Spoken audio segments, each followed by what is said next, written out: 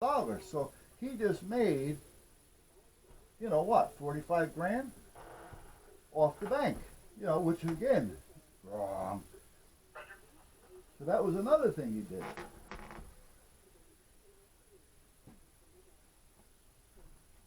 And then somebody stupid came in, which actually worked to our benefit. Oh, he comes in. What's going on? You know? Well, apparently you don't read papers. Now either he was a feeler coming in for the president to find out what's going on, to see if we're going to talk or not, or he was just stupid. Who knows? But, come to find out, he was just stupid. Even if he was coming in to check to find out what was going on for the president, he was stupid, and he made it worse for the guy instead of better. He comes in and we're bullshitting. I said, what can I do for you? He goes, well, he said, I wanted to talk to the president. He says, I had pulled out a loan a couple of months back. He says, and I need another loan. I said, well, I said, this bank is going to be tough right now. I says, because right now it's under the FDIC's control, and until the new bank takes it, you're not going to be able to do anything as far as loans or anything. So if it's something you need right away, unfortunately, you're going to have to go to another bank. If it's something you can wait a couple of weeks, then I'm sure that whoever takes it over can help you. Oh. So meanwhile, he still wants to talk. And this is where he gets stupid. As he's talking, he starts talking about the president, and he starts calling him by first name. Well, you know, I do the same thing. You know, I mean, even, which is wrong to be honest with you, but with the chief, you know, and the deputy chief, you know, chief. You know, I have to make it a point to call him chief, because I'm so used to calling people by their first name that that's what I want to do. You know, hey, Tom. You know? Now the thing is, he earned and worked hard to get that title, so he deserves to be called by that title. You know, but sometimes I just forget, because that's just the way I am. So by this guy saying, you know, my first name, which I'm not going to mention, you really don't take much of it. But it gives you something to think about. You know, you remember it later. Things start adding up as things come along. You know, certain things trigger certain things.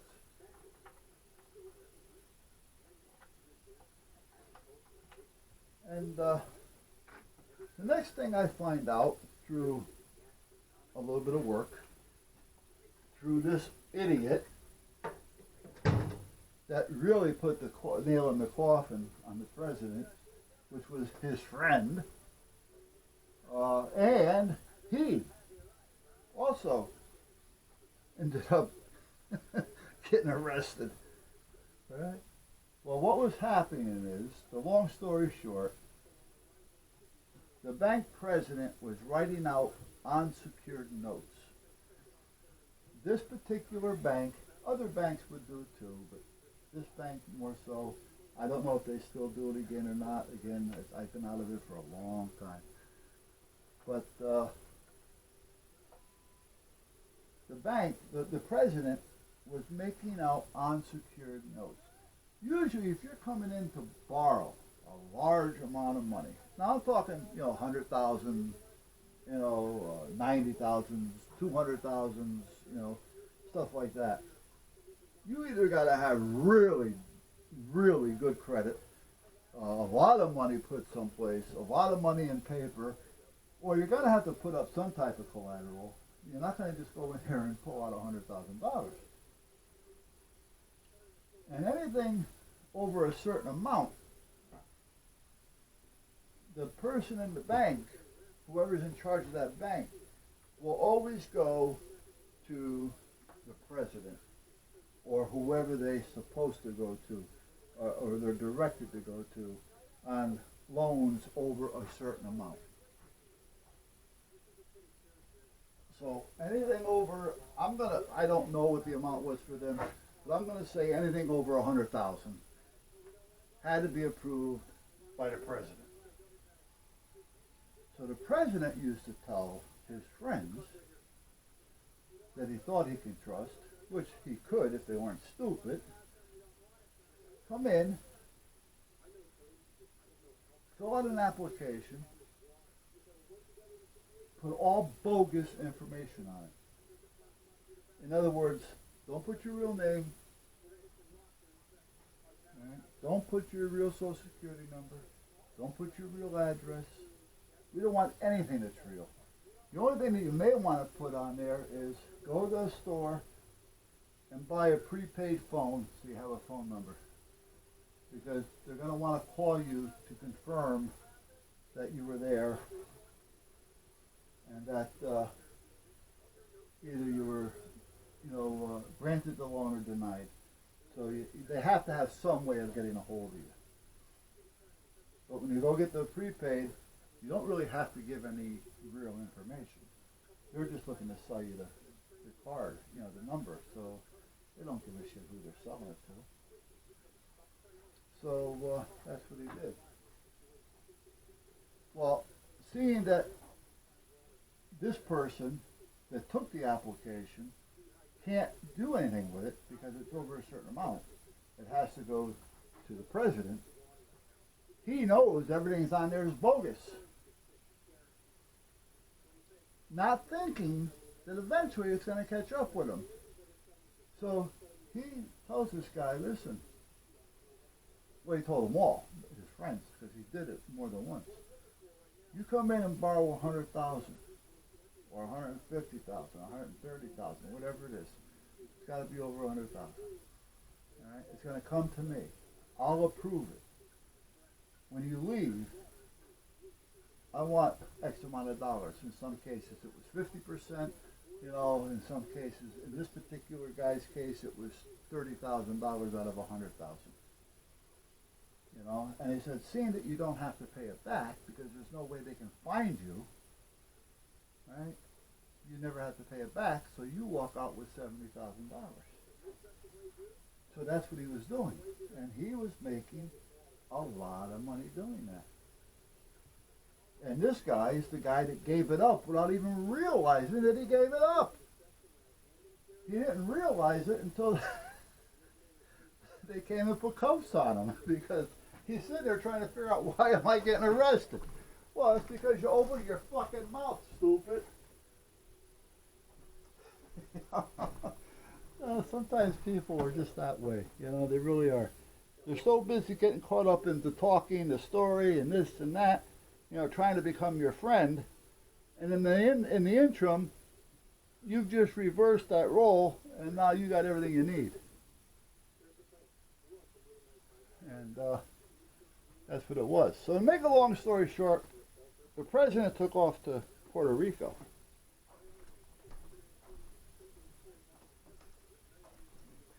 And he is now in jail. He didn't get away with it with a felony and a slap on the hand. He is now in jail. And they took everything. His family is broke. His wife, his kids, they're broke. The house is gone. They're renting. The last I heard, the wife is working. And she can't find a good job making any good money because the stigma of the husband has followed her around. So he ruined everybody's life for sure. And has nothing to show for it, except for he has room and board, which is more than what his family has. Because he's doing it for nothing. They have to pay. Yeah. Writing unsecured notes, bribing the guys for the paintings and false receipts, giving out free mortgages, because like I say, if that paper was never found, they would have never had an opportunity to trace it down to find the mortgages. And as long as, like I say, if you had no paperwork on me owning this house, other than my name is at the town hall, you know, and the town hall doesn't care as long as they get their money. At that point, they have no idea what's going on. So as long as the taxes keep getting paid, it'll always be in my name, you know. But I can always go over there and add my son to it, you know, for instance, my wife, you know, but my son, you know, my grandsons, as long as I have their names on it with me, and they keep paying the taxes, they own the house, basically. Like I said, they can never sell it because there's no proof of it. I'm sure if they got a good lawyer, they can probably finagle something on that. But again, for the most part, you know, they've got free room and board, so, and they own a house that they don't have to pay for. So, and again, nobody cares about anything but the taxes, as long as the taxes get paid. Now, I do have 2 grab handles I want to put on this. See, now what I'm doing here is, I can put a piece of wood in here if I want to work on it. That's one of the other reasons why I wanted to put an epoxy or a resin on here. Say for instance I want to work on this and I don't want it moving around. I just take it, I can clamp it down. I have to adjust this to fit it. Clamp it down, I know it's there. So when I do have to pick it up to move it, I can. You know, if I have to mix something on it, I can. I don't have to worry about it moving all over the place. So that basically that's what that's for. I never really would have, I've thought about this, but I probably would have never done it. So by these coming in, it just kind of like added to like, oh, do it, if you know what I mean. Yeah, I really didn't have a use for these. I thought they were going to be bigger. And I didn't read it to say, you know, where it said 1 inch or 2 inch, you know, I just seen it. You know, and the prices were not that far off from that. So, all right, let me put this back over here and get it out of the way now. Something else I got to store.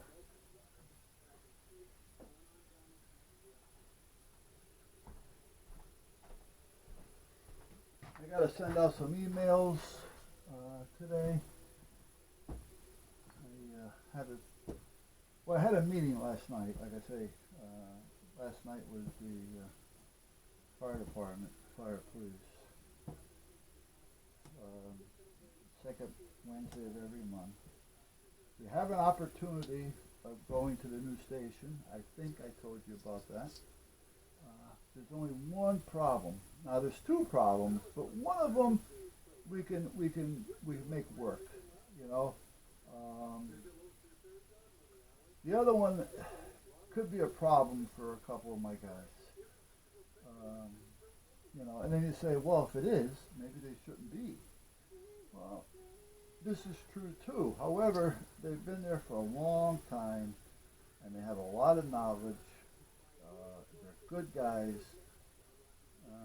So, you know, you don't want to just throw them out. You know, I mean, some of these guys, you know, they're retired from the department, and the fire police in Brantford was actually designed to give the ones that were aged out a use, something that, you know, that to be still in the system, you know, so that they just don't go home and say, oh, you know, it keeps them going. So, you know, you don't, so naturally, what are you going to do? You're not going to get somebody that's, you know, right out of the womb ready to go, you know. So we do have a couple guys that are going to have problems with the stairs. You know, one of them had a couple of knee surgeries and just had another one done, a replacement done, about 5 or 6 months ago. And he's doing good. I mean, he really is. But I don't want to push him and make him work up 24 stairs, or 28 stairs. I think it's 28. 14 stairs before a landing, I think it is. And then another 14. So I think it's 28, and maybe more. I'm thinking it's 28. So at that point, you know, what do you do? And even with myself, when I got to bring that big bag with me, and I got to bring it up and down the stairs, even though it has little wheels on it, it's not one of those bags that have the big wheels, so it's still going to be a clunk, clunk, with pulling weight. And getting it down the stairs, I can't take it down like that because it'll just wreck everything that's in there. So, all right. I haven't had breakfast yet, and I bet you it's close to lunchtime.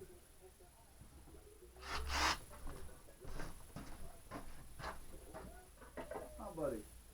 Huh. You still waiting for that bird? I think the bird has given up on you, pal. Yeah. I think he's gone.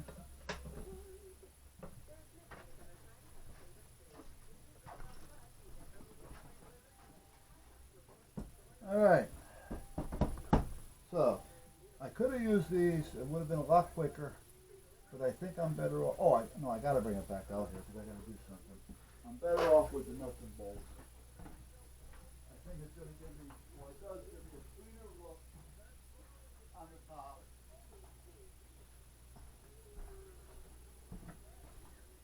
All right. They fit better up here, so they're not going to be sticking up and out. I just want to make sure that they're going to stay and they're not going to catch. So I got to get my sanding block, do a little sanding, and then I want to put some, well, this one needs a little bit more than a little sanding. Let me get the gel on that one. And then I got to put some sealer on there. I didn't put Loctite on it, and I should have.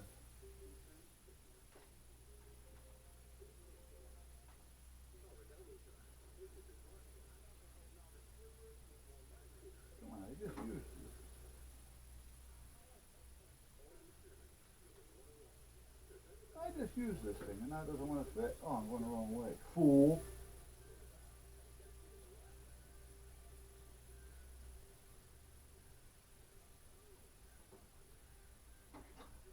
That'll teach me to come back as a left-hander.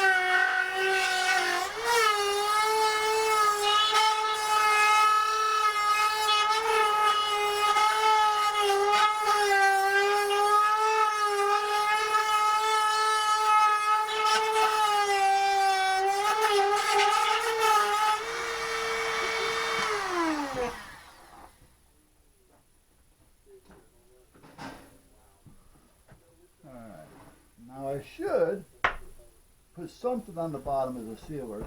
Seeing that I'm going this far with it. And let's put a coffee together. Hey,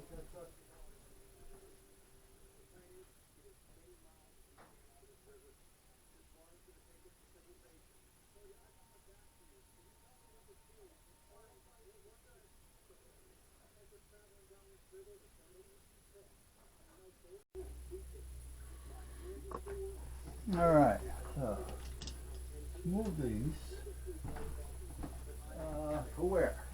Okay. I mean, I can put them there for now.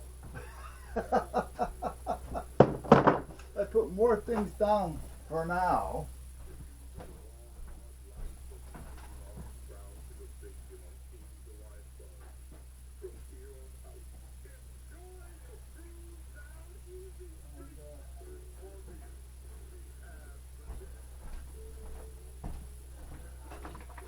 And might as well finish using that up.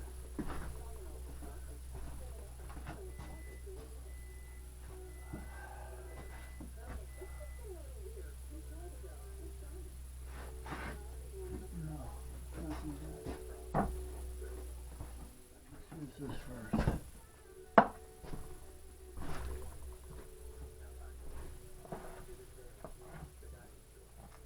I really didn't think I was going to like this.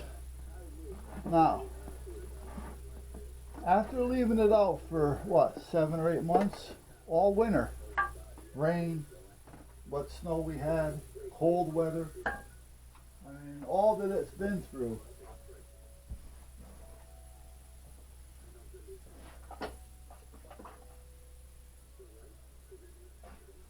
It seems to have done pretty good as far as holding up. The only thing I don't like about it is that it doesn't have a real hard shine like a polyurethane, and I said that before. But as far as protecting, I'm really surprised that it does as good as it did. I mean, it protected that plywood out there just as much as the polyurethane hard shine did. Well, you've seen the video, I mean, so I used 5 different things. I think it was the shellac that really was like the worst, which I was actually surprised in that. I think it was the shellac. I mean, it turned white, it started to chip and peel. I mean, it was just a total nightmare. I don't even know if I have the wood anymore to show you, but if not, go back a couple weeks, and I think you'll see it there.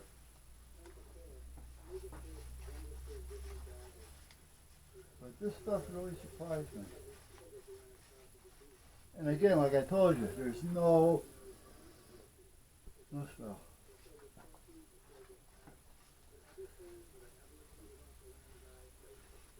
Now, guys and girls, this virus thing is starting to raise a lot of havoc.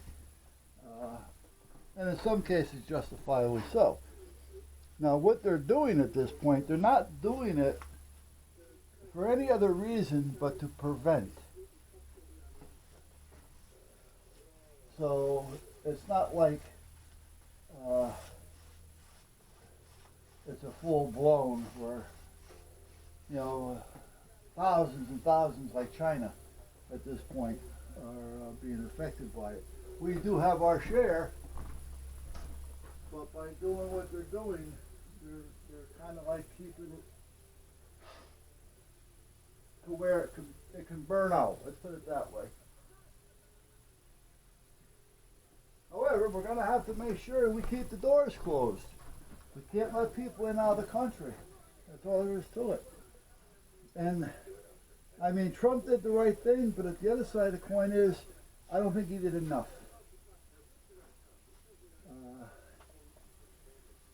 Now, I don't remember for sure because I really don't watch the news.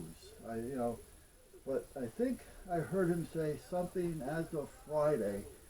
There isn't going to be anybody coming in to the country from certain parts of the world, unless it's like family or something. Well, that's not helping. You follow me? Now, if they're going to let family in and they're going to put them through a quarantine, basically in a concentration camp for a while, and then once you're here, that's fine. But as far as jobs, you know, you're working here and there, back and forth, travel. Um, Family members, you know, going back and forth because you're family. I don't see that happening because now that's not going to help at all. Um, the other thing is, what's to prevent you from going, wanting to come into the States, but you're in one of those countries that's not going to let you in? Well, what's to prevent you to go from going to another country that isn't blockade, you know, where you can come in, and you come in through the back door? I don't believe in socialism. I don't believe everything is, you know, but when it comes to certain things, Russia's right.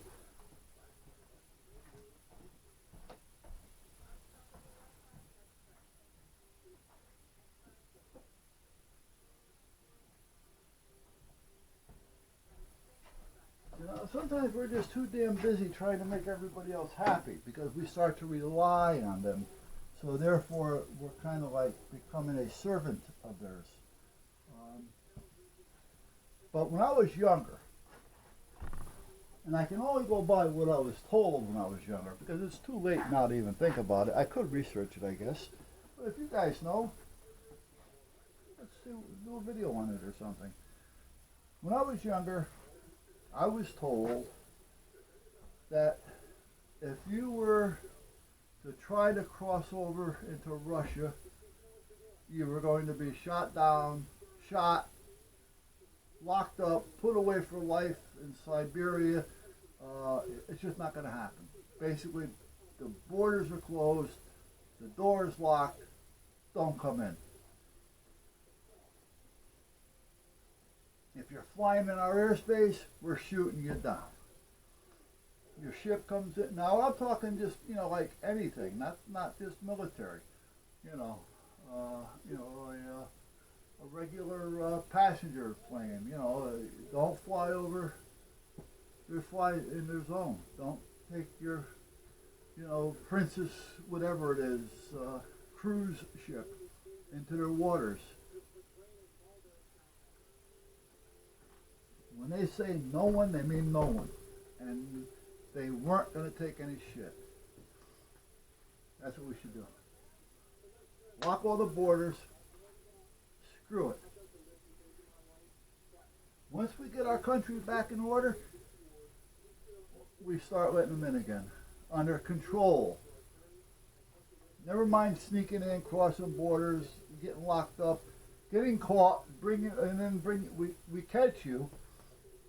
Oh, you shouldn't have done this. Here, come with me so I can feed you, check you out, make sure you're okay, you know, give you a kiss, and send you back home. All right, lunchtime. What happens? Here, catch me. Here I am. Oh, did you stop over for lunch, Pedro? Here, come on in. Have some dinner. Have a lunch. Okay, time to go home. You know, I mean, it's getting to be a joke.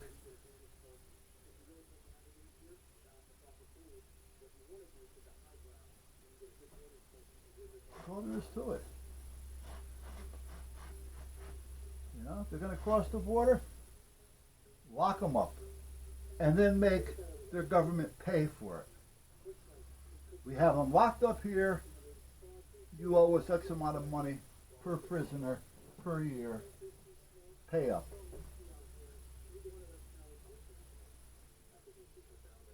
No, you're not getting them back because it's obvious you can't keep them out of the country.